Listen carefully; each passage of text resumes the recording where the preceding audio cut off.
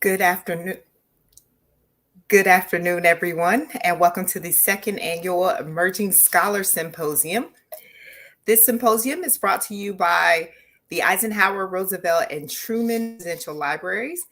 I am Joy Murphy, the Director of Learning and Engagement for the Eisenhower Library. This year's theme is Here's Your War, Military Press and Homefront Visions of War. This theme is inspired by Ernie Pyle. War correspondent Ernie Pyle had the unusual ability to connect the soldiers and their struggles to people at home. In his first book, Here's Your War, Pyle put together a collection of his stories from the battlefields of North Africa. His intention was not to repeat the stories of the big names, the strategy, or the tactics, but to relay the stories of the common soldier to those back home. The battlefields were not the only place the war played out. For every person, World War II imposed itself on their lives in one form or fashion, whether it was military public relations, women in service, or the graphic images of the battles. Each person shared similar and different experiences. Here's Your War gives emerging scholars an opportunity to present lesser-known histories of World War II. And in that vein, we are pleased to welcome Thomas Arnold.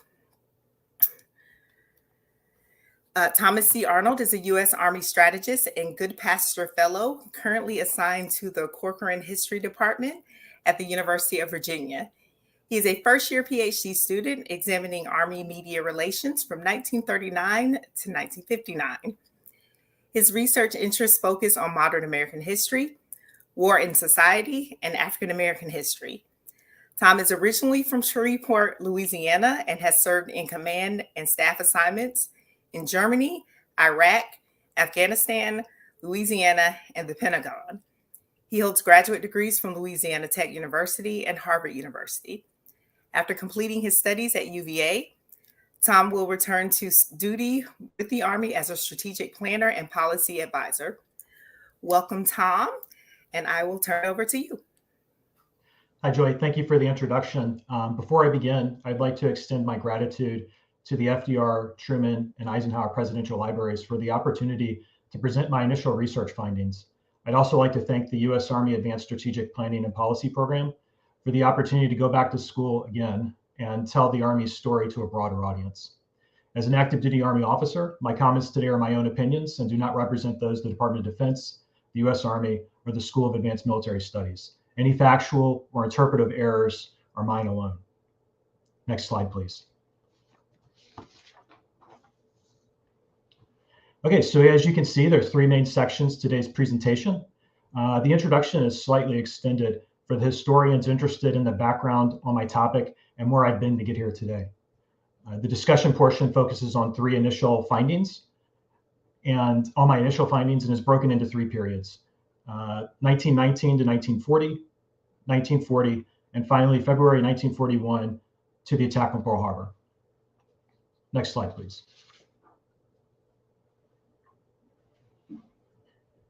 Okay, so there are a lot of slides on this slide. Don't worry about reading them because I'm not. My thesis today is pretty simple. America's pre-war mobilization of the National Guard in September of 1940 and the Selective Service and Training Act of 1940, which was America's first peacetime draft, forced the Army into a relationship with the American public it never had or really wanted before. Internal and external factors forced the Army to conduct public relations activities in order to manage its public image. But more importantly, the Army turned to public relations to combat a morale crisis that is largely forgotten because Pearl Harbor swept it away. The American people, as well as the soldiers themselves, were the focus of the Army's public relations campaign as it simultaneously channeled its efforts internally and externally. This period marks a mental shift in the Army and its high command, where soldier morale was seen as a function of broader civilian support and acceptance. This period taught the Army how to court public opinion to achieve peacetime objectives. Next slide, please. Okay, so now we're on the historiography section. This is really out for the historians out there that are interested in what's been said about this topic and what's new with my work here. So the great news about my topic is that not much has been written about it. The bad news is that there's not a lot on the topic to orient new researchers to the field or guide them to potential archival materials. Sadly, the historiography on the mechanics of pre-war changes to the Army's public relations enterprise, the material I'm going to primarily focus on today, is confusing at best and often inaccurate at worst. Once you get into the wartime period, the historiography largely centers on more human interest materials like war correspondence and their coverage of the war.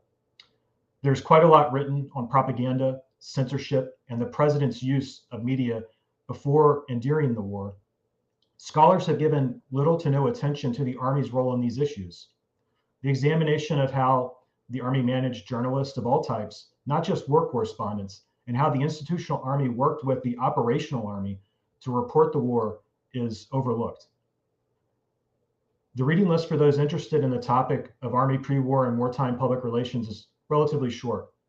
The historiography began emerging in 1946 with General Otto Nelson's dissertation turned first book, National Security and the General Staff.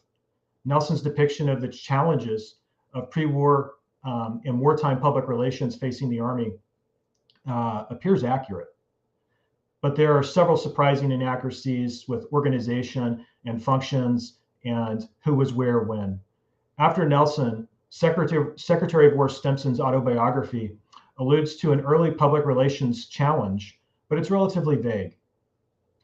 Pogue's work on Marshall are not much help either for someone interested in how Marshall's thoughts on public relations influenced the Army as a whole.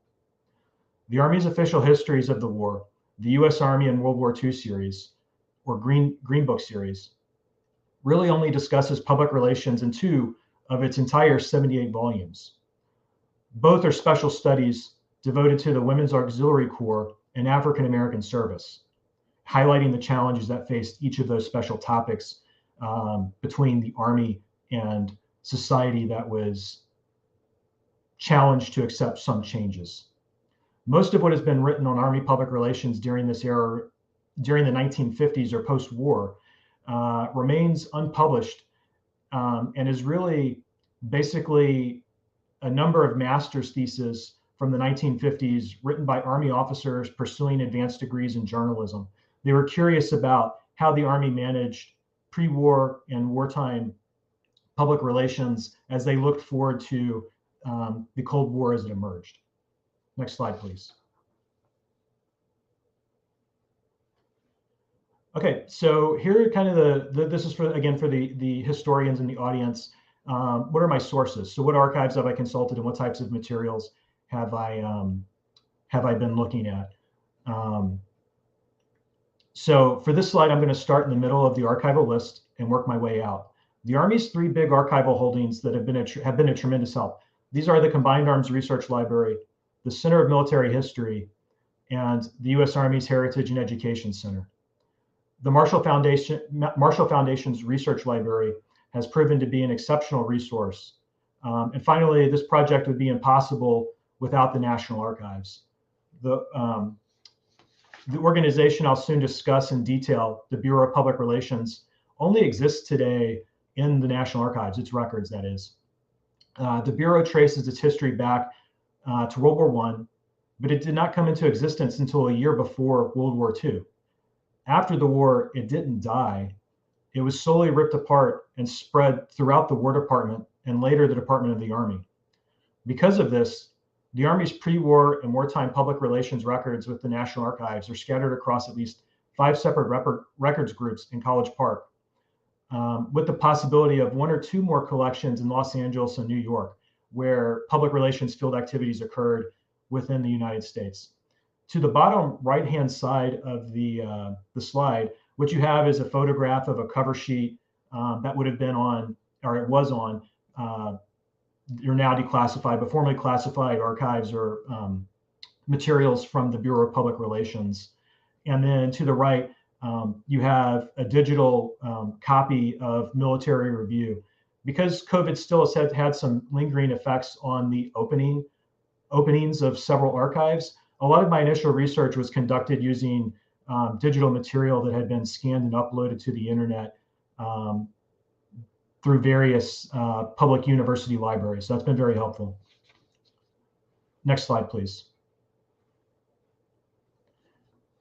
Okay, my approach is pretty simple. I center on the Army, both looking inward and outward. By casting the Army as a protagonist, I hope to understand its relationship with society. I think this is important because the influence of the American public over the Army and its relationship with them is an overlooked aspect of civil military relations scholarship that is overly focused on congressional or executive control of the military. A second aspect of my approach is selecting truly representative materials from the mountains of paper that the Army generated at this time. This requires work that captures the thinking and of the Army's senior-most leaders and their confidence as a proxy for the institution's thoughts and perceptions. The Army is a large bureaucracy with many power centers.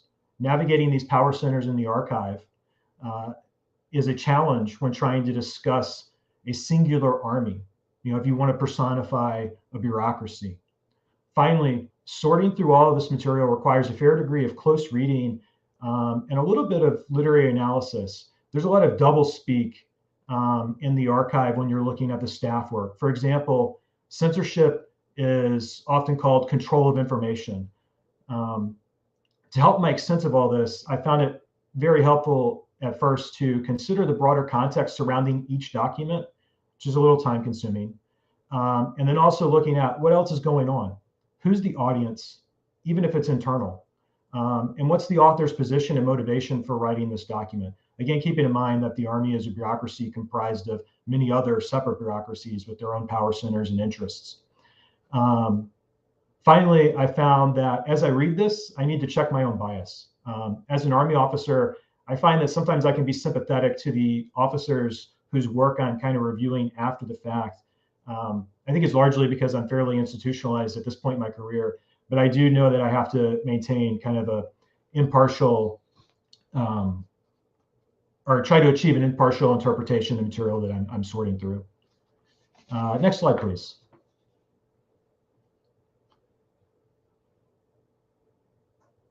Okay, so here's a little bit, I want to spend a little time discussing kind of the terminology.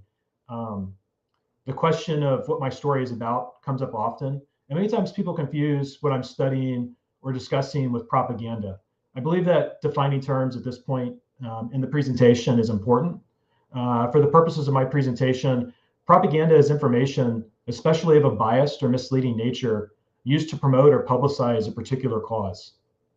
It is overwhelmingly one way. That is, it does not regularly rely on two-way communication or flow of information. A watchword for this would be emotion. Public relations is defined as the business of building relationships and reputations through two-way communication and responsible policy. As with most relationships and reputations, truth is essential. And on this slide, what you see is kind of an example of what most people would think about wartime propaganda. There's not much words. You can kind of get the meaning of what the poster is trying to convey without having to read anything. The picture to the right is the assistant secretary to an advisor to the Secretary of War, Truman Gibson, who was the second African-American advisor to the Secretary of War appointed. And what this is a press conference that he's having after 1940, a tour of the Mediterranean theater in 1943. And what I find interesting is there's not a lot of photographs of military press conferences during the war, unlike today.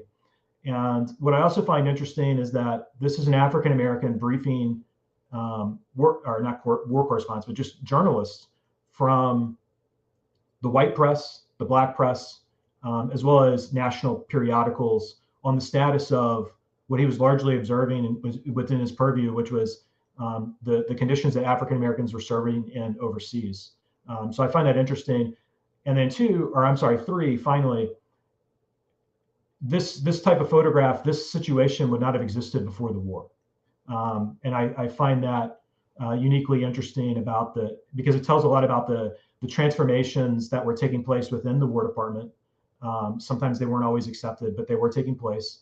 And it also says a little bit about the transformation that was undergirding American society at the time, as a preview of what was to come later. Okay, slide please. This slide's less about terminology and more about the character or actor in today's story. I'm referring again to the Army as the protagonist here. But what part of the Army am I examining? To the left, I have a wartime image that many people might conjure up when thinking about the Army. This is really a representation of the operational Army. That is, the fielded forces that conduct military operations are those in training to do so. So this is kind of like what people think about the Army. This is the action-oriented Army. To the right, I have an image that represents the institutional Army. This is the part of the Army that's focused on budgets, regulations, and of course, public relations. So we're talking about the institutional aspects of a very large bureaucracy. Today's discussion is almost exclusively focused on the institutional Army, which is seldom examined, particularly in World War II historiography. There's some, but really not getting at it to the angle that we're going to look at it today from the public relations perspective. Okay, so slide please. All right, from 1919 to 1939, public relations was not really a priority for the Army. By regulations, public relations was decentralized and delegated to field commanders beneath the War Department. Public relations was a commander's responsibility, beginning at the corps level and higher. In a war, a corps unit, a corps, is a very large organization of approximately 50,000 soldiers, sometimes larger depending on what augmentations it's received and how many other units it's been filled up with. During the interwar period, again, 1919 to 1940, these corps were substantially smaller. In fact, they were sometimes considered hollow. It's best to think of corps at this point in terms of geography they covered. For planning purposes, there were 9 separate corps area in the continental United States. The key insight here for all of this that I've just discussed is that the Army did not have one voice. It had many, and they were uncoordinated because each corps commander and his staff were responsible for telling their story, not the Army's story. Commanders typically delegated their public relations responsibilities to lower level officers as an additional duty. When I say additional duty, that is to say that was not the officer's their main job. It was usually a nuisance. So you would have a normal job. I'm an intelligence officer, but then, whenever a newspaperman or woman shows up, I would have to stop what I was doing and answer their questions. So again, it's not a priority. While the soldiers tasked to be public relations officers were professional, their work as public relations officers was generally not considered very professional. It is probably best to characterize their activities as publicity, that is, advertising unit activities, or worse, their commander's accomplishments, instead of true public relations. An example of something the Army would typically publicize, again, these are the core units, and sometimes lower as well, depending on whose ego was involved. They would publicize shooting competitions, equipment demonstrations. Aircraft were very popular at the time. They were new, and so there's a lot of interest in that. So they would publicize not just really air shows, but just when certain devices were in the area. Tanks were another example. And then another interesting thing about the interwar period is sometimes you would see very well publicized polo matches. I can't imagine that today. So these were typically done after the fact, defeating their purpose as really publicity for the Army by garnering attention beforehand. A somewhat cynical take would be to assume that these activities really serve to keep units and their commanders in the press, that is, to advertise the commander and his accomplishments. This isn't true in every instance, but it holds true in many. During this period, there are numerous articles in the Infantry Journal exhorting the Army to do better by professionalizing its public relations activities. These articles are largely written by reserve officers observing the active Army, and it's kind of the difficulties it has in managing a singular image with the American public, or just getting its story out. While there's many articles in the Infantry Journal telling the Army it could do better and how it could do better, there's a greater number of editorials from the publishers of the Infantry Journal to the Army to quit submitting self-serving publicity materials to the journal as news of interest. They weren't. They were recognized for what they were, which was publicity, and the Infantry Journal was trying to get them to stop. A key insight here is that the majority of the officer corps' focus was very insular and not effective explaining the Army's mission and activities to the American public. Again, they're broadcasting their activities in the Infantry Journal, which was largely read by military officers, and not just any military officers in the Army, and in many instances, or most instances, infantrymen and sometimes cavalrymen. One major aspect of the interwar period that garners a lot of scholarly attention is mobilization planning that took place in the interwar period. The Army, Congress, and the nation were very concerned with preventing the challenges that America experienced getting itself into World War I. That is, equipping its forces and getting them overseas into the fight. The Army developed a series of mobilization plans and regulations to facilitate the rapid expansion of the Army, as well as industry in event of another war. For the most part, public relations, publicity, censorship, and propaganda were ignored in the actual interwar plans. That is, at least until 1936 Industrial Mobilization Plan. But more on that in a couple of slides later. As we move forward, the key questions we have is, will pre-war public relations plans in the Army's organization be sufficient? And on this slide, what you have to the bottom left is a map of America that was taken from the New York Times in 1931. The industrial mobilization plans were pretty well publicized. I mean, they were oddly enough, they were made available to the public, and they were of interest. That this was, I can't remember if it was on the front page, but it was published in the New York Times. And what it shows is it shows the 9 core area for planning purposes and the number of military installations assigned there. In the middle of the slide, the middle image is the 1933 revision of the original 31 Industrial Mobilization Plan. It would later again be revised in 1936. And this is 1936 is where we first start seeing any kind of consideration or discussion of public relations, propaganda, censorship in the plans. And then finally, to the right, what you have is a cover shot of mobilization regulation that for morale specifically. And the interesting thing about morale that will come up later is it discusses what the Army views as factors that contribute to morale. What's lacking is it doesn't acknowledge that civilian support or acceptance of the Army's mission is a factor that contributes to morale, which will later shift before the war, actually. It will later shift in 1941. And then what it largely focuses on, the Army believes at this time that morale is a function of physical exercise and diversionary entertainment, movies and radio. Slide, please. Okay, so before discussing wartime planning further, I want to examine where public relations fit into the War Department. That is the highest level of the Army. So this is the Army staff. This is the institutional Army right here. In the War Department, public relations was the responsibility of the Military Intelligence Division.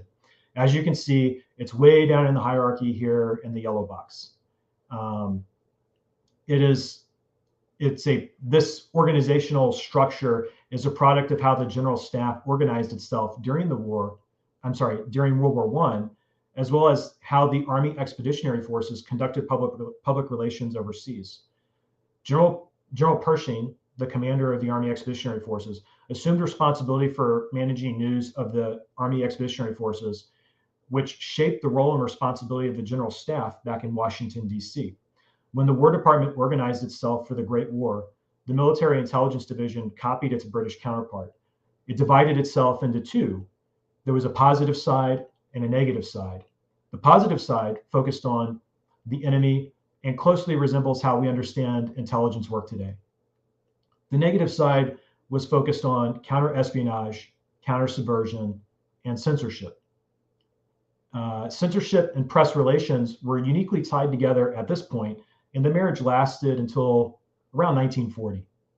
Obviously, the Army was not in the censorship business after World War I was over, but the press relations function remained an active responsibility of the G2. Slide, please. Okay, so now we'll talk a little bit about the public relations branch. And on the slide, it says G2. What G2 is again, it's the military intelligence division. On the bottom left, we have a picture of then Lieutenant Colonel Alexander Day Searles, a cavalry officer by way of West Point. Colonel Searles was appointed as the chief of the public relations branch after graduating from the Army War College in 1935. Lieutenant Colonel Searles assumed control of a 3-person operation, which includes himself. Before Lieutenant Colonel Searles took control of the public relations branch, their work was rather routine. Just tallying up the numbers, it looks like they fielded an average of 30 to 60 press inquiries a day, and managed to find the time to publish a few books to answer the more mundane or routine press questions outright. So they had a lot of time to write a book that answers a question, or actually many questions, get it staffed through the Army bureaucracy, which is difficult, get it approved, and then published and out to the public, particularly to newspapermen interested in the Army. So they had quite a bit of time to work on that, as well as whatever else they were doing. In 1935, the public relations branch took on one additional task just as Colonel Searles graduated the Army War College. They were tasked with supporting the Joint Army-Navy Board to incorporate public relations into the next update. This would be the 1936 update to the Industrial Mobilization Plan. Luckily for Colonel Searles, the 1934 through 45 War College academic curriculum focused portions of its personnel and intelligence courses on the subject of wartime censorship, morale, and public relations. Colonel Searles took these lessons into the newly formed Joint Planning Committee and the public relations and publicity subcommittees. Slide, please. Okay, so what you have here is a very simplified graphical representation of what Colonel Searles in the broader Joint Committee's proposal ultimately to the president would be for what if America was to enter into a war fully mobilized, what would its public relations enterprise look like, and how would they do it? The 1936 Industrial Mobilization Plan mentions a public relations administration, but it does not detail the organization and scope of responsibility. What you see before you was pulled out of the National Archives. This topic garnered some controversy in the literature over why this graphic, or a more detailed graphic, was absent from the actual mobilization plan. The main reason a public relations for it being mentioned in the public, the main reason a public relations administration is mentioned but not detailed in the 1936 mobilization plan is because the details were still being ironed out when the plan went to press. So it just really wasn't ready for print. For the planners, this was probably better because the plan was deemed politically unfeasible by the president himself. You can see here that the plan called for a national public relations administration separate from and over every other government department or agency, except for the executive office of the president. It would have two major divisions, one for publicity. And when you review the archival materials, it is easy to see that publicity really reads a lot more like propaganda and less about public relations or even publicity. The second division would have been solely devoted to censorship of all media, which is inclusive. It's mail, cable traffic, radio, broadcasts, newspapers, movies. I mean, it's everything. It's the entire media environment. It would be censorship of all of that. The reason that this plan sketched out on paper was a political non-starter, particularly with FDR, is because it was based on the World War I Committee on Public Information, which is also known as the Creel Committee. This organization, the Committee on Public Information, was a political hot potato if there ever was one. President Roosevelt was well aware of the political ire that followed in its wake after the war, because he was the Secretary of the Navy during the war, and his assistant was implicated in some internal Committee on Public Information scandals. It's unsurprising that a long line of Army officers, not just Colonel Searles and the Joint Army-Navy Board, proposed this plan to the president. The archival records of the Army War College clearly track the intellectual history of this proposed plan. The War College considered the Creel Committee and lectures beginning in 1922. These lectures were recorded and used as reference materials for a student committee tasked with developing a wartime publicity and censorship organization in 1932. One of the members from this 1932 student committee lectured from his notes to Colonel Searles in class in December 1934, before Colonel Searles assumed duty as the public relations officer in 1935 and was tasked with developing a plan. During this lecture in 1934, this officer presented an organization chart remarkably similar to the slide that we have in front of us, with similar descriptions of its major functions outlined in the draft plan from 1937. In the near future, the Army could not afford to be as politically aloof as it was in 1937 with the plan that we see here. And we'll talk about that more in the coming slides. So with that, next slide, please.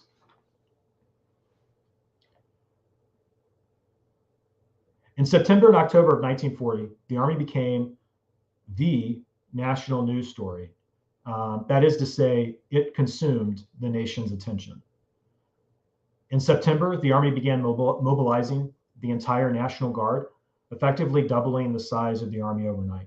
This was a phased mobilization, but in many respects, it was a huge undertaking, despite trying to parse it up into little pieces.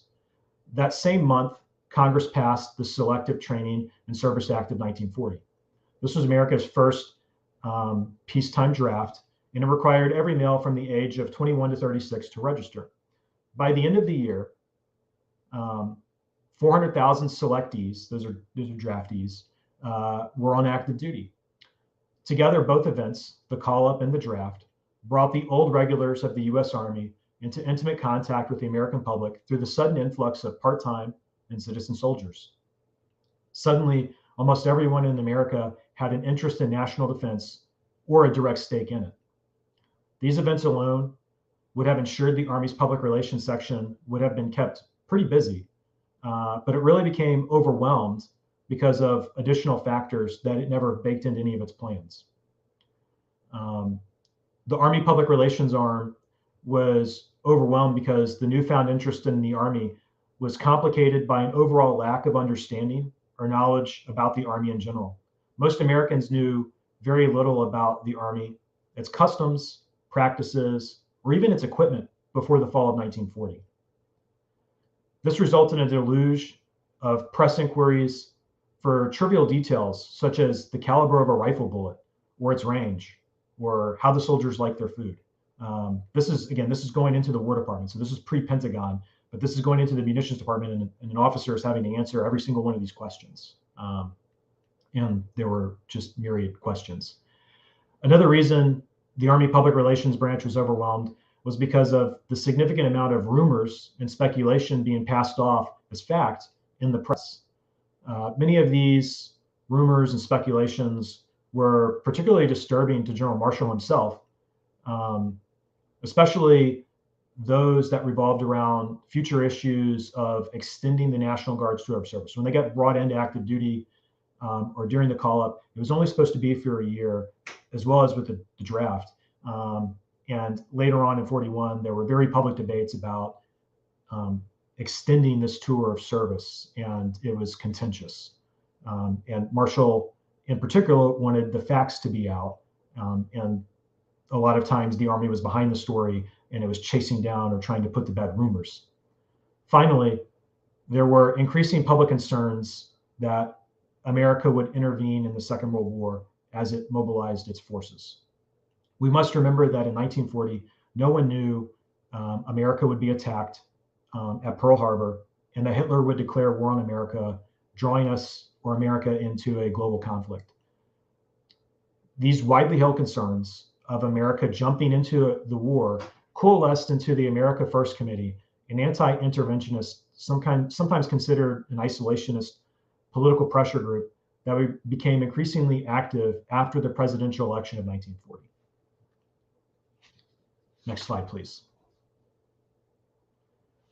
And so here in 1940, in July, the Army conducted its first pre-war reorganization of its public relations department.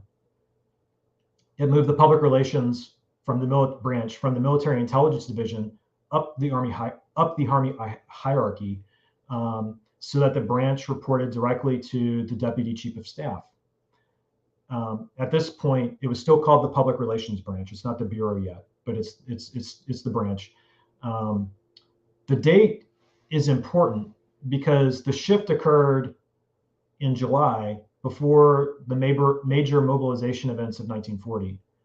So this is before the Army really became a news story. Where this initial organizational change is discussed in the literature, it's usually identified that General Marshall wanted to professionalize the Army's public relations enterprise because he was concerned with its performance. This analysis doesn't completely make sense. The organization was not substantially affected by this shift in position alone. It grew from 3 to 5 personnel to something slightly above 10 soldiers and a few civilian personnel. This hardly represents an increase in capability and would not have offered General Marshall a more professional public relations enterprise. It could be argued that the section might be more responsive to the Army or General Marshall's needs, but its ability to react any quicker than before would still be hampered by the number of personnel. A shift in the reporting chain would have only a minor effect on response times. Additionally, General Marshall had little reason to be displeased with the Army's public relations performance at this point. The Army began tentative discussions about pre-war mobilization efforts in the summer of 1940, but they were relatively quiet and by no means scandalous. If anything, this early shift represents foresight on Marshall's behalf, as he anticipated that the call-up of the National Guard would increase public attention and interest in the Army. Slide, please. Okay, so 1941 is kind of when everything comes to a head. And the subheading for this really is what are we doing, the Army? What are we doing? And who are all these people? Again, 1941 is when all the internal and external friction comes to a head for the Army's public relations. While the Army had long considered how it would mobilize, it was still caught off guard by the scale of the endeavor. Additional factors compounded the mobilization, such as widespread reports of poor training and ineffective officers, particularly the National Guard. Other issues that plagued the Army's image were public accounts of a general lack of equipment, poor food quality, and inadequate housing arrangements. All of this was reported in the press at different points in the year. Another major issue external to the Army causing headaches was the ongoing and increasingly heated foreign policy debates taking place in the media. Soldiers, their family, and friends out of uniform were listening to these debates, and quite a number of them, these soldiers, were persuaded that the best course of action was to avoid, not prepare for war. Finally, soldiers were also seeing many of their peers out of uniform taking up well-paying jobs in private industry to support the military's mobilization. Many Americans not in uniform are making more money than they had ever seen at this point in their lives, coming out of the Depression. So soldiers were watching and listening to all of this, and morale plummeted. I don't know when morale becomes so low that it's mutinous, but it reached crisis levels. In the late summer of 1940, the New York Times conducted a special study of several Army camps looking for a story. What it found was an Army whose morale was so low that Arthur Sulzberger, the publisher of the New York Times, refused to run the story. Instead, he sent a report directly to the President, Secretary of War Stimson, and General Marshall. The report confirmed what only a select few officers openly admitted and was quickly classified. The Army took action on several fronts, but important to this study are the public relations activities it took. It published and began working on several initiatives to explain itself and the dire situation of the world to the soldiers and civilians. Many of the soldiers doubted, they were not really aware of, they were aware that there was a broader war taking place, but they didn't understand a lot of the issues at stake. And so the Army took about trying to educate them. In its process of trying to educate soldiers, it then began publishing these orientation courses to the broader public to try to help educate the public on the issues that the war would eventually be fought about. While the Army took offensive action, it never really had an effective plan to get out of the hole it was in. It needed help. Eventually, the assistance the Army needed arrived, but from the most unlikely of sources, which I'll discuss in a few slides. Next slide, please. Before addressing the conclusion to the Army's morale and public relations crisis, I want to take a quick detour to cover the last of its pre-war public relations reorganizations. In February 1941, Secretary of War Stimson was alarmed at the Army's public relations performance. In a way, the Army's public relations challenges had become a potential political issue. Stimson pulled the public relations branch up to his level and renamed it the Bureau of Public Relations. He also drastically increased its size and prestige by elevating the officer in charge from a lieutenant colonel to a two-star general. Slide, please. What we have here are the two directors for the Bureau of Public Relations in the interwar and wartime period. To the left, you have then Major General Robert C. Richardson Jr., and to the right, you have General Searles. He's now a brigadier, soon to be Major General, and he's eventually returned from an operational assignment. So the first director, again, was General Richardson, and he held the position from February 1941 to August 1941. Richardson was widely respected and a well-regarded officer. He was a peer of General Marshall's. They served together in World War I. He was also a classmate of General Douglas MacArthur at West Point. General Richardson quickly whipped the Bureau into shape, overseeing an extraordinarily rapid increase in size and responsibility. For a comparison, when Richardson arrived in Washington in January 1941, the old press branch was slightly more than the 10 people I mentioned before. By March, it was around 259 personnel, and they were recruited from both soldiers with newspaper experience, as well as top performing officers. So he really did. He had the pick of the litter. He could choose, and he could just name an officer and they would be reassigned to the Bureau if he thought that they would further the mission. In August, General Searles was recalled to DC to take over the department, freeing Richardson to take command of the 7th Corps. I can imagine the disappointment that General Searles probably felt returning to this unglamorous position, particularly because Stimson reports in his autobiography that Searles would have been lined for a corps as well, a corps level command, that is. Even though Searles' job was probably very unglamorous for a cavalry officer, it was incredibly important. There is no way to quantify how important a job like this is or was, but I'll try to qualify it. Bear with me because some of this is kind of interpretive. It's probably the most interpretive aspect of my presentation.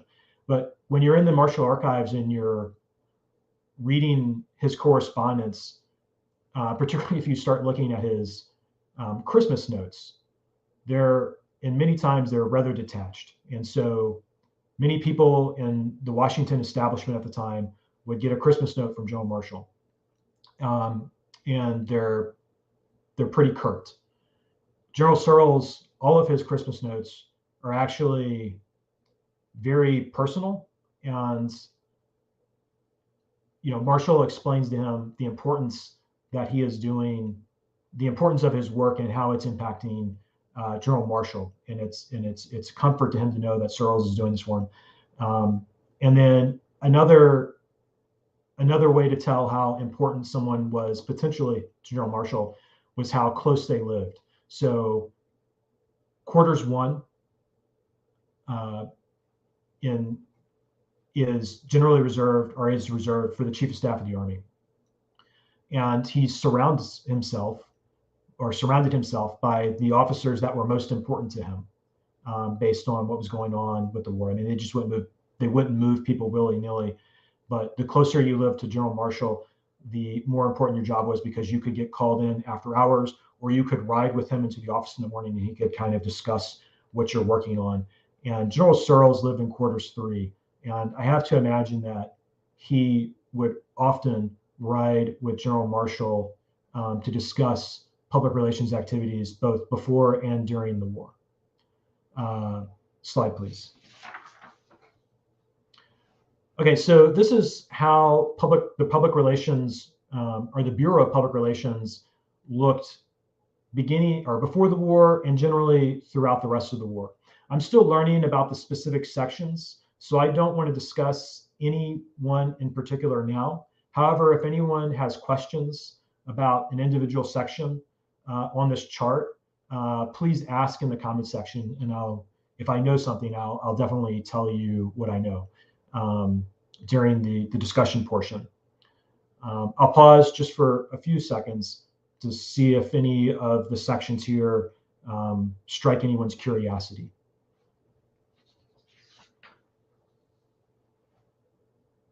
Slide, please. Okay, so Pearl Harbor essentially ended the Army's first battle of World War II. That is to say, it swept aside the public relations nightmare the Army was facing in 1941. It gave both civilians and soldiers a sense of purpose. It did not, however, give the Bureau of Public Relations any breathing room. In a way, the attack on Pearl Harbor shifted the Bureau from the defense to the offense. On 7 December 1941, just as the first reports were confirmed that there was an attack took place, General Searles stood up the War Information Section to start reporting theater developments as they occurred. These were often unflattering accounts of continued defeats in the Pacific. When I review the Operations Division's diaries of this period with the Bureau of Public Relations press releases, I'm struck by the truthfulness of the reports. They weren't filtering out or recoloring what was coming in from the field, and they were relaying it rather truthfully or candidly to the American people. Of course, some information was withheld, but the American public was getting the gist of how dire the situation was in the Pacific Theater at this time. The Army's reporting stands out for its candor in such a particularly dark period of time in the Army's history. Additionally, the language was very easy to understand and not the convoluted jargon we often see today in peacetime and wartime press releases from the Department of Defense and the Army. So I find that refreshing as well. And slide, please. Okay, so next steps. Broadly, there's kind of 3 steps for me left ahead. First, I need to finish up my research on the pre-war period and take my analysis beyond the more technical aspects of the organization charts and changes I discussed today. I will do this for my en route Master's of Arts in History here at the University of Virginia. Afterwards, I would like to extend this topic forward in time for my dissertation, looking through the war and how the Army managed its image and America's understanding of the war. Finally, I would like to push my research beyond just World War I and into the early Cold War. Putting these 3 periods together, I believe pre-war developments discussed today taught the Army that it needed to court public opinion and manage its relationship with the public. The Army refined its public relations techniques during the war and taught its future leaders the importance of public relations and an open dialogue with the American public. And finally, with the onset of the Cold War, the Army used these newly developed skills to fight budgetary battles and justify its existence following the National Security Act of 1947. Slide, please. Thank you all for tuning in and listening to me to present my initial research findings. The pleasure has been all mine. I look forward to your questions and continuing the conversation. Thank you all. Thank you so much, Tom. That was very interesting. If you have questions, you can go ahead and start putting them in the chat. We do have one question already, so I'll start with that one while everyone else is putting in their questions. And this question asks, were the polo mentions meant to demonstrate the skills of our cavalry? They believed it did. Yes, they were quite popular. In fact, the reason I mentioned the Infantry Journal over the Cavalry Journal is this is a professional, the Cavalry Journal at this time was not affiliated with the Army. It was published independently, but it was a professional forum. And it's really weird to read about somebody's prowess, an individual officer's prowess on the polo field. It's really odd. But I think it was more to advertise individuals' prowess as opposed to the Army's writing abilities. Okay. I have a question that might be a little bit of an aside to your research, but it came up while you were talking. You mentioned Truman Gibson. Yes. And a lot of people don't know much about Truman Gibson. Some people do, but one of the things is that he was really instrumental in kind of increasing the number of African Americans who went into the Army with his movie, The Negro Soldier. So I wondered if you ran across in your research any information about the creation of that movie and its impact, just anything that you learned. Yes, so it's mentioned in Ulysses Lee's The Employment of Negro Troops, which is one of the works. It's one of the special studies in the U.S. Army's official history of the war. The movie is discussed there. Its reception with African American soldiers, as well as some of the concerns with kind of the public perceptions of it, are discussed. It was somewhat controversial with the Army not wanting to get into what it considered a social issue. Gibson's interesting because he replaced Hasty. Judge Hasty resigned, and he came on board, and he stuck with it and did a lot of things to, especially as the soldiers actually started deploying and getting overseas, and worked with the public relations department, because at this point, by 1943, they have what they called at the time the Negro intersection. They had two African American public relations officers assigned to it to work with the Black press to help the Army explain itself to African American society. And then their efforts were coupled together with, on that chart where there was an intel and analysis section. The Army did this section was one of its main tasks was actually capturing and recording public sentiment. So they would, officers assigned to this section would review on a weekly basis editorials and commentary that appeared in the Black press, and then kind of highlight the sentiments that recorded, identifying where the Army could either explain itself better, or to kick items back to try to improve the Army's own performance inside of itself, not just how it can look better, but literally how it can improve how it treats and manage African American soldiers. All right, thank you. I could ask you more questions about it, but I won't. A question in the chat says, this is probably outside the focus of your research, but do you have a sense of how the development of the Army's public relations compared to the Navy's? Well, yes, obviously I'm focused on the Army, but having said that, I do look at the Navy as a good comparison. So the Army decided to do their activities in-house. It stood up it took the press relations branch and then expanded it and became the Bureau of Public Relations. The Navy actually contracted on the domestic side. The Navy actually contracted and had another organization work its public relations activities for itself. Now, having said that, overseas within the what we would consider combatant commands today, the overseas warfighting headquarters, that was managed by uniformed personnel, and I'm still trying to get a good appreciation for how Navy officers did it. The Marine Corps, the land component for the Navy, right? Within the Department of the Navy, the Marine Corps largely adopted several of the techniques that the Army was, I don't want to say developed, but was using. I guess the Army developed it. I'm not sure how much of the field techniques evolved organically because each theater was different. So an example would be in the Mediterranean theater of operations, public relations was in the G4 sections. In the Pacific theater, it was in the intelligence section. So it kind of kept the pre-war history of being assigned to the intelligence section and carried it forward to the Pacific.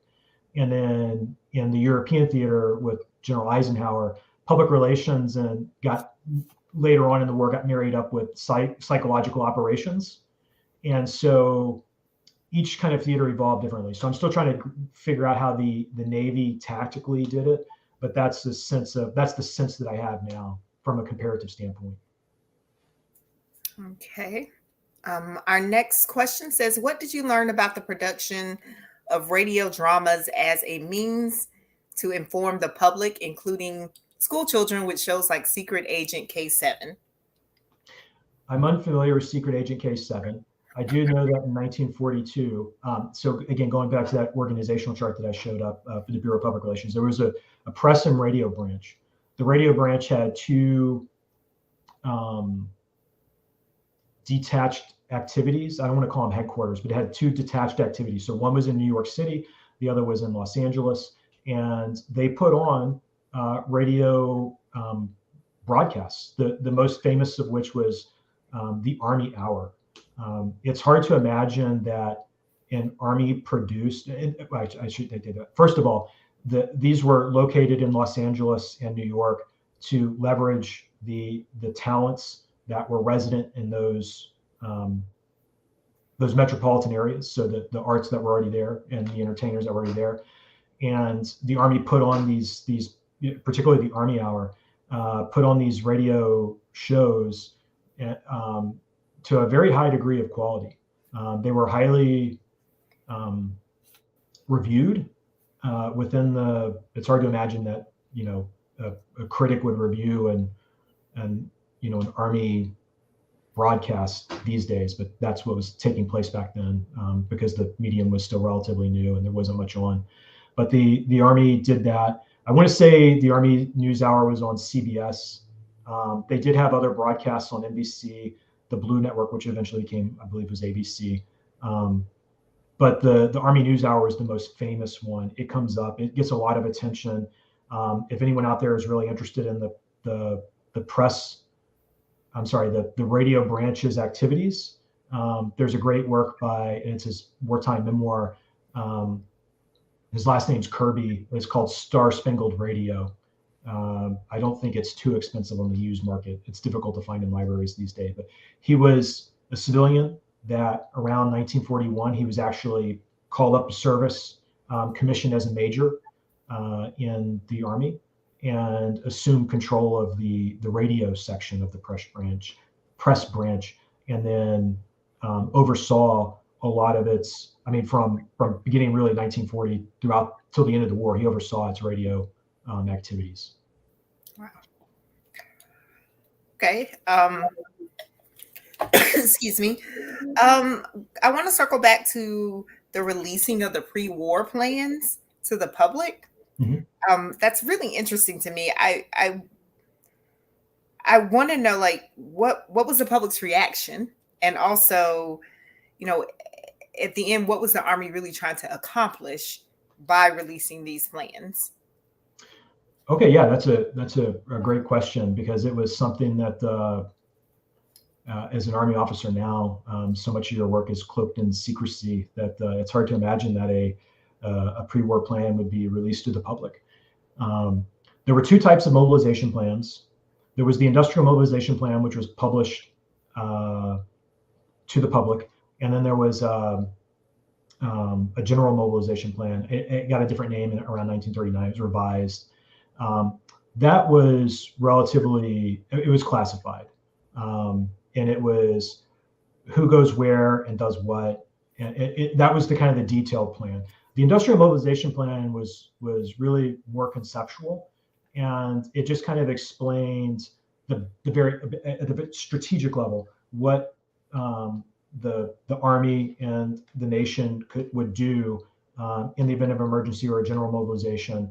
And so it details, like, again, it's industrial mobilization, so it deals more like with more societal aspects as opposed to the internal, like I said, the Army moving people here and there, and what base is going to train infantrymen, and where the cavalry. That was kind of widely known anyway, but that those kinds of things were secret.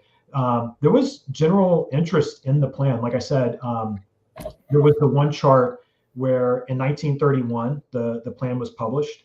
And I mean, it was, I want to, I can't remember, I wish I could, I need to recall now if it was front page news, but I mean, it was published in the New York Times. The details of it are, the New York Times released a fairly detailed analysis of the plan. And again, just showed the core areas, and then how many, so people get a sense of how big this plan, again, it's very conceptual, but how impactful this plan would be on American society, showing how many installations are within each corps. But it wasn't like the Army published it directly to the American people. It was released as part of a congressional. So the Army would report back to Congress quite regularly, and this was these plans were a supplement to its congressional testimony. And in the process of doing this, they were released. They were briefed to Congress, but then they were also released to the public through the government printing office. Okay. It's a little interesting to me. Like you said, I would assume secrecy, but not so much. Our next question says, how did Germany's invasion of Poland change the public relations work of the Army?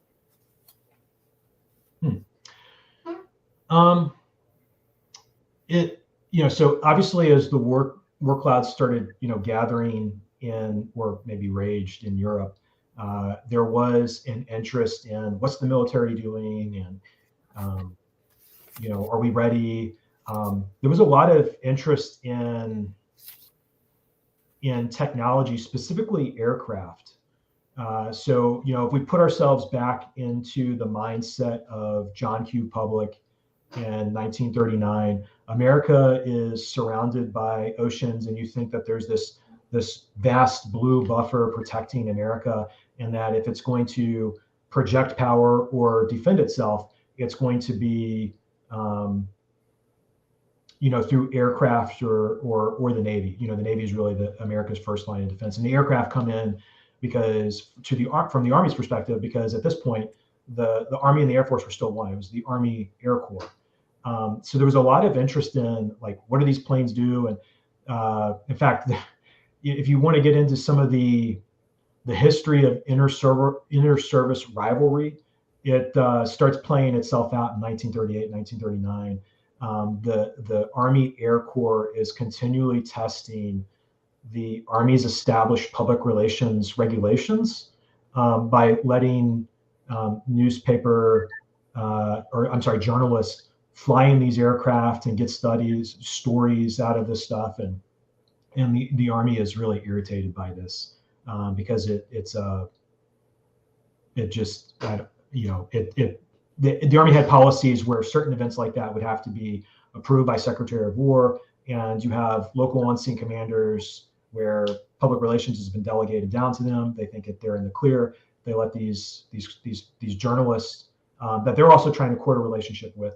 They let these journalists up. They write a story, a very favorable story about the Army Air Corps, and it's just a huge headache for at the time. General, when this first started, it increased in 1939. When this first started, General Marshall was not the chief of staff of the Army; it was General Craig. But it's just a huge headache for them. They have to keep explaining to the Secretary of War why lower commanders can't follow the Army policy. But that's generally what the sense that I get from 1939 was there was increased interest, less in the Army and more of its equipment, and it favored the Army Air Corps that is trying or desires to be independent. They exploit that for their own public relations purposes, if you will. Okay. So what I believe is our final question is just how has the public relations department grown and changed since the war? What did the Army learn? Okay, so yeah, that's a great question. Obviously, well, not obviously. I would like to keep my research away, as much as I can, away from the Vietnam era and beyond, particularly because military media relations is I won't say it's a radioactive topic, but it's not something that I really want to delve into. And it is covered much more broadly than the World War II public relations. But I think what the Army really learned pre-war was it had a relationship because of the peacetime draft and the mobilization towards the end of it, not the entire interwar period, but just right before the war. The Army learns it has a relationship with the American people, and it has to learn how to do that to garner support for its activities. The Army wants to do maneuvers in 1941. It wants to do this and wants to do that. Of course, the Army at this point could do I would say everything it wanted to, but largely it was unencumbered. But it still felt public pressure and scrutiny that it really had never experienced before in peacetime. And the Army, at this time, you have a bunch of junior. They're not junior really. They're kind of senior at this point, but they just haven't become full generals yet or 4-star generals. But you have a generation of Army leaders that it's watching the Army deal with this, and they're also dealing with it at their level. And when they come out of the war, they understand that they have to. Well, I don't know if they have to, but they do. They choose to take the Army's message to the American people. So in 1947, the National Security Act establishes an independent Air Force. It also reorganized the intelligence apparatus. But it changes the military establishment, and then the Army the Army's having to compete in budgetary battles that it's never had to fight before. It has lingering commitments in Europe. I mean, we still have occupying forces all over the world, really. Not everybody's come home, and then Korea kicks off, and the Army really has to take its message to the American people of why it exists, what its purpose is, and what it needs. And it does so in a way I don't want to say it's trying to pressure Congress, but it does it in a way so that it reinforces its own dealings with Congress to help justify budget requests and then also challenge later on with the Eisenhower administration to challenge the national strategy, the security strategy that Eisenhower adopts. And I think the best indicator of this is in 1947, just on the heels of World War II, the Army reorganized itself again, its public relations department, and it creates an office of the Chief of Information. And within the Chief of Information, you have public relations, the Congressional Liaison Office, and the Army's entertainment and education, or information and education program, which is like the morale stuff. So basically the Army under one chief or czar, and the Army never uses that term, but they have this one czar who's responsible for communicating to Congress, managing communications and dealings with Congress, managing communications and relations with the American public, as well as influencing and controlling what information is told to the troops so that no matter where you look, the Army's message is on point and it's unified. And so I think that's really what the Army learns beginning 1941 to to really 46 when these changes take place in 47. Okay, good. Thank you. We did have one more question pop up, and this will be our final question. Okay. Was there any event that significantly changed public opinion from an isolation to an intervention stance before Pearl Harbor?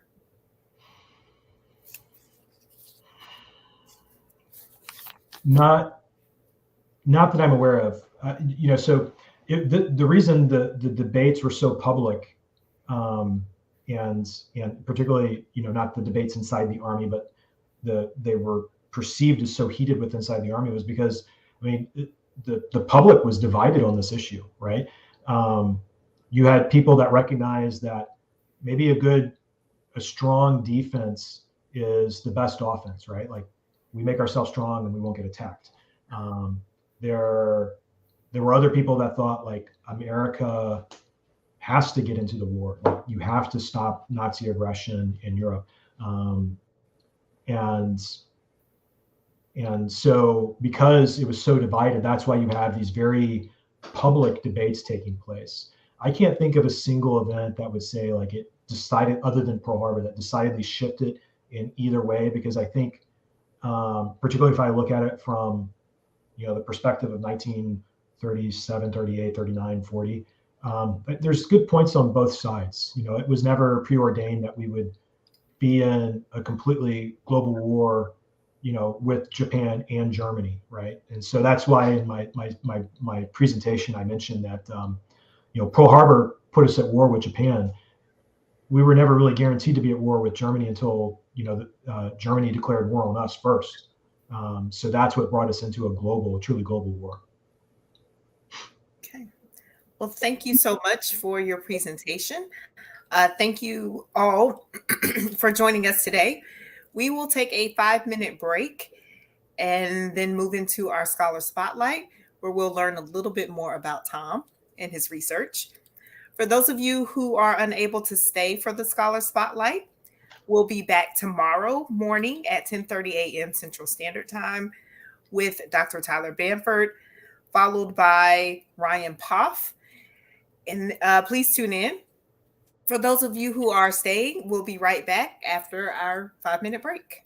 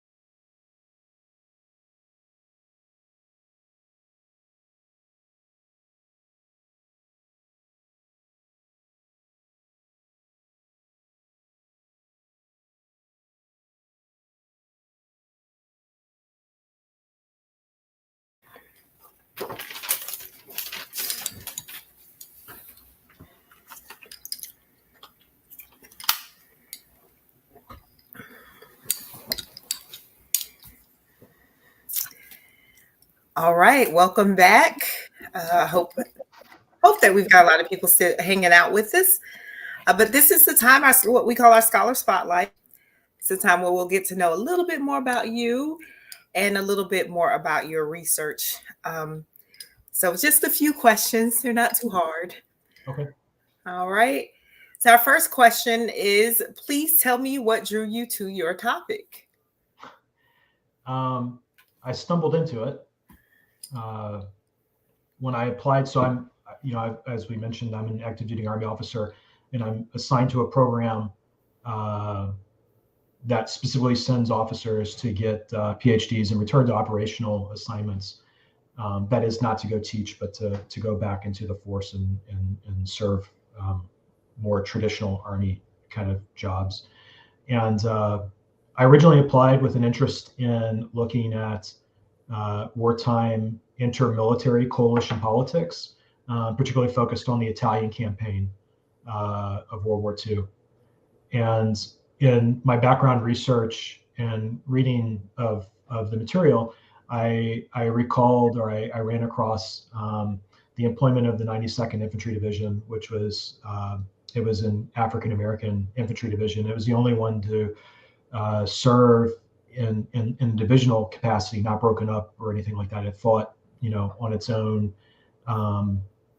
in Italy, and that topic has been pretty well covered. But what I was interested was the Army policies and procedures that governed the training and employment of those. As an Army strategist, I'm drawn more towards the institutional Army than the operational Army. Intellectually, my work is typically more operationally focused, but I was drawn to that. And this last spring, Thomas Guglielmo published Divisions, which is a book on it basically covers everything that I probably would have discovered on my own in my own research. And so I felt like the material had just been well tread by Dr. Guglielmo with the University of George Washington University. And so I was looking for a fresh topic. And one of the things that I was interested in, I kind of looked at, was how the Army manage its relationship with the Black press, because that had come up in a few of as I was just gathering materials and I was researching, that came up, and it seemed like it was ripe for examination. And when I was working with my advisor, Dr. Philip Zellico, I realized I couldn't answer the most basic questions. So, if you want to talk about the Black press, there's always going to be some type of comparative an aspect to it, like what made it different from just the regular press. And I couldn't answer it because there wasn't anything out there. And so I stumbled into a much broader topic, which is what we just presented for the pre-war stuff. But I'm going to bring in, as I advance, I want to bring in the issues that the Army have with the Black press, because it is the Black press, dealing with the Black press and issues associated with the Women's Army Auxiliary Corps, the WACs, were the two most significant public relations issues of the Army during the war.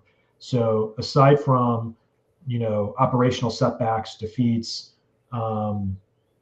or, any other kind of weird scandal or something like that, those two issues, or those two topics, were the primary, they were the primary public relations issues for the War Department, as far as what, in the historiography, what's recorded in there. So I want to bring that in when I start looking at when I advance my research forward in time. I'd like to bring that stuff in, because it's loosely covered, but I think there's more left to be said on that topic. Well, I imagine starting over might have been a little tough for you, but we're grateful, because then we get to hear new scholarship, which is what we're all about. So might be a good thing for you. So that kind of takes us into our next question. You sort of answered a little bit of it, but tell us a little bit about your research methods and your process. Okay, sure. So, I think the historian's craft is primarily, it's primarily archival research. Obviously, you can reinterpret existing literature, and there's a degree of that I have to do as well. But it's really just getting into the archives. I don't think there's anything in particular unique about my method. One of the skills that I had to develop was you really have to play detective to locate the records for this organization, the Bureau of Public Relations. Like I said, it didn't just die after the war. So a lot of organizations' records are one complete package in the National Archives in College Park, and this organization, as it got transformed and spun apart and moved and different things like that, and then to these other organizations, its records got captured by these organizations, and they invariably died or went away at different points or handed their records over. So, like I said, at least, I mean, within 5 separate records group, there's actually very large holdings of the Bureau of Public Relations and 5 separate records groups. I believe that there's actually one more at College Park, and then there's potentially 2 more, one in New York and one in Los Angeles from those field activities. So there is a bit of detective work just trying to track this stuff down. The easiest time I've had is working with the Army's own internal archives, just because I'm dealing with organizations that are within the Army, and they were, particularly when COVID was still hampering research progress, they were still open to me as an ID card holder. And then I guess one other aspect about, not really my method, but I would say my approach is like, I'll reinforce that I recognize that it's easy to potentially challenge me on my interpretation of material, to say that, oh, you're potentially biased as an Army officer. So I take great pains to really do a lot of analysis to try to put, a document that's actually worth considering into both the historical context, like what's taking place, why would this generated, and then the secondary analysis of what organization actually published, because there was debate within the Army. I didn't get into it in the presentation, but there was debate within the Army, like, where should this be? Should this really be a G1 function? If it's impacting morale, G1 owns morale, so maybe in G1's personnel, so the personnel section should have it. And then the intelligence division didn't necessarily want to give it up because they were afraid that it would potentially hamper their ability to do censorship or control information, as they would like to put it. And so they were trying to retain it. And then additionally, there were voices that said, kind of what happened, which is it needs to be free of these 2 organizations. So you really have to look at the power structures of the bureaucracy that's actually fighting for this. And then it gives you a little bit of insight into, the work. So there's a lot of close reading, which is painful because the Army is just a paper making machine. It's just, just volumes and volumes of information, and sometimes you really feel like you're sorting the wheat from the chaff, because in this haystack there's one good needle, and it's just the finding it is sometimes a matter of interpretation. Like, really, just like I said, checking, understanding that you have a bias. Like I mentioned before, I'm somewhat sympathetic to some of these officers. When I read their work, I'm like, oh, this is a convincing argument. And then you have to look at the other side and say, well, that's also a convincing argument. And then you have to wait to see, to really kind of render that final analysis. So I would say that's more of an approach as opposed to a methodology. But that's some of the challenges that I face that I think are unique to this topic. Well, that excuse me, that sort of answered our next question, but I'll give you space to add to it if you'd like, which was, what was your biggest challenge with studying and researching the topic? Yeah, I think that probably the biggest challenge is I think with anything, obviously what I'm talking about, it's a lot of work, but it's a lot of work packed into a finite amount of time. And for any aspiring historians or future researchers that are looking at, embarking on their own journey, time management is important. I'd like to think that, after 20 plus years in the Army, I'm pretty efficient managing my time and staying on task. But it really takes a lot of time to uncover the materials, to sort the materials. I mean, I think archival research is more like a military raid. You parachute in, you take a bunch of pictures, as many as you can, and you get out. Because that some of these visits nowadays, because of COVID restrictions, you're limited, and then you process this in your own time, and then every new document, not every new document, many documents kind of lead you on, that next step of your journey, and that just takes time. And I think I kind of discounted that earlier on as I, I think I'm still transforming from soldier to scholar. So I'm still learning, I'm still learning not to discount the amount of time it takes to actually do a job well. So our next question is, what surprised you most about this topic? I think the fact that it hasn't really been covered previously. When I first started, and I started kind of seeing, again, my first research, my tentative advances into this were digital archives, stuff that I could find rapidly online on my own to see if there really was a story there and would have been written about. And the more I uncovered, the more I was taken aback by that. Why has nobody ever written about this before?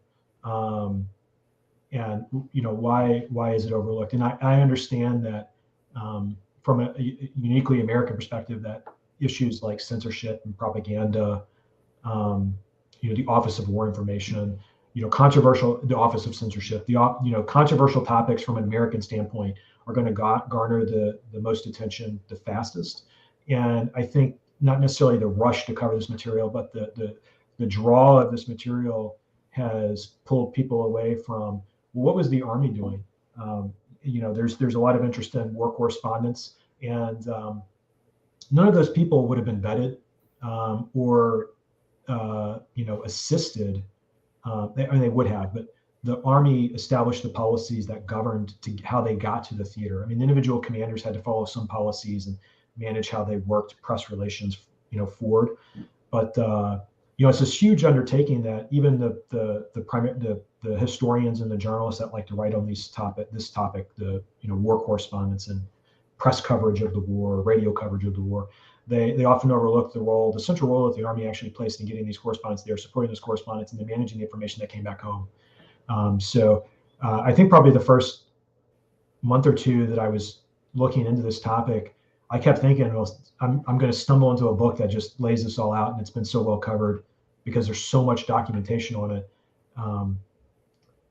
There's no reason for me to do it. And I have yet, not to say that it doesn't exist, but I have yet to find a volume that covers it, individual topics or collectively in any detail worth mentioning.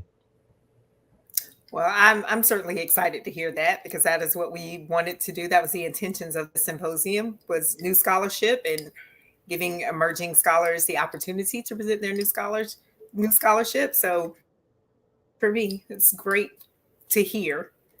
So our final question for today, and for you, is, what are your future plans or goals? It could be personal, it could be with your research, whatever you want to share with us. Okay, sure. So the first thing I want to do is complete the program I'm in.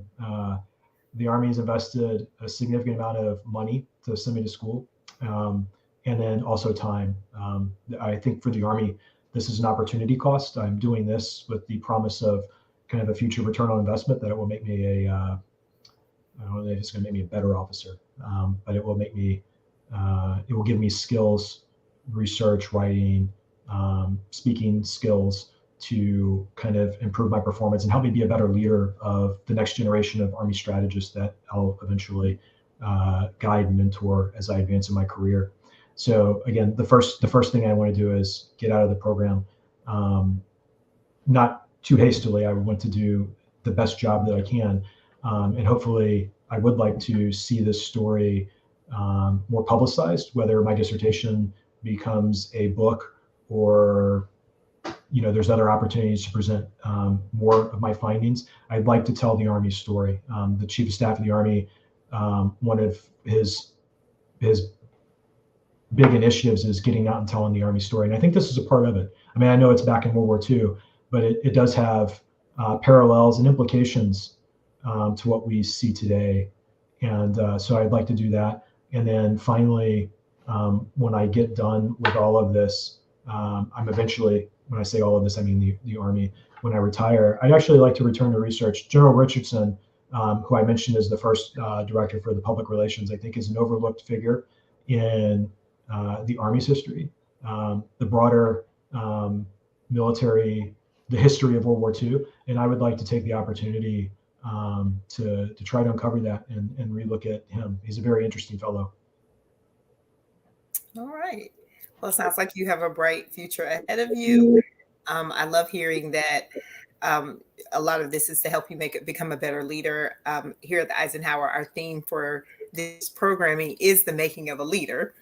And so as part of that, we've been looking into how the military develops and builds its leaders and what it considers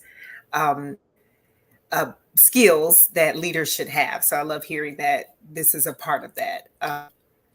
So I want to say thank you again for joining us. Thank you for your presentation. I truly enjoyed it. And thank you to everyone who has joined us today and who stuck around for the Scholar Spotlight. We certainly appreciate you.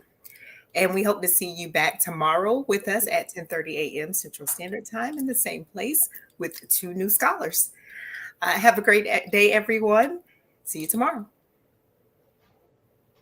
Bye.